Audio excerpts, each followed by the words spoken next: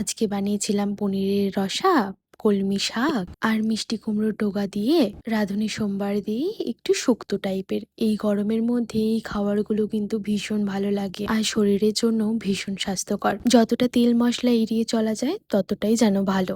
আজকে রান্না করার সময় আমার এক দিদিভাই ফোন করে আমাকে বলল, আজকে রথের মেলায় যাবি? তাহলে সবাই মিলে চল রথের মেলায় যাই।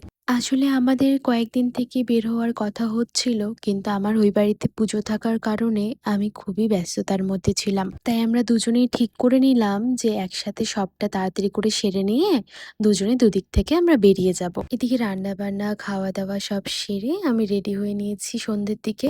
বেশ ভালোই গরম ছিল, তাই এখানে একটা কুর্তি পরে নিয়েছিলাম, যতটা হালকা ফুলকা সাজা যায় আর কি। কিন্তু সাজতে আমি ভীষণ ভালোবাসি। একদিকে এপাশে আমি রেডি হচ্ছি আর ওইদিকে মাও রেডি হয়ে গেছে ততক্ষণে। এখন আমরা বেরিয়ে যাচ্ছি মেলার উদ্দেশ্যে। বাড়ি থেকে খুব বেশি দূরত্বে নয়, তাই একটু তাড়াহুড়ো করেই যাচ্ছিলাম। মেলায় গিয়ে কিন্তু সবার সাথে দেখা হয়ে গেল।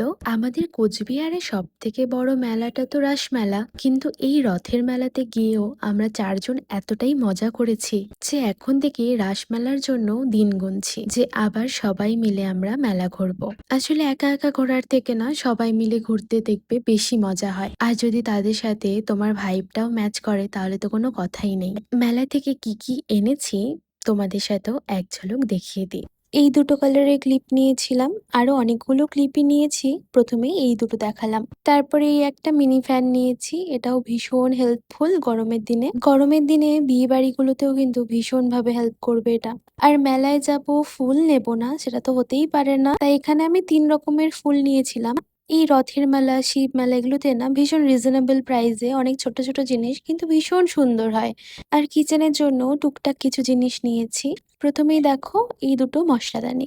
এই সমস্ত ছোটখাটো জিনিসগুলো মেলাতে কিন্তু খুব কম প্রাইসে পাওয়া যায়। আরো অনেক টাইপেরই কাচের জিনিস ছিল, তার মধ্যে থেকে আমি এই প্লেটটা নিয়েছিলাম। সময়ের সাথে সাথে আমাদের পছন্দগুলো কিন্তু পাল্টাতে থাকে। ওই প্লেটটার সাথে এই বাটিগুলো 4টা নিয়েছি। কেমন হয়েছে জানিও। আর এখানে আমার মেহেন্দির কালারটাও তোমাদের সাথে শেয়ার করে নিলাম। রাতে ডিনারে ছিল আলুর পরোটা আর ছোলার ঘুগনি। এটা নিয়ে এসেছিলাম। মেলায় ঘুরে ভীষণ টায়ার্ড হয়ে গিয়েছিলাম, তাই মা বললো যে চল রাতের খাবারটা নিয়েই যাই। আমিও বললাম ঠিক আছে চলো।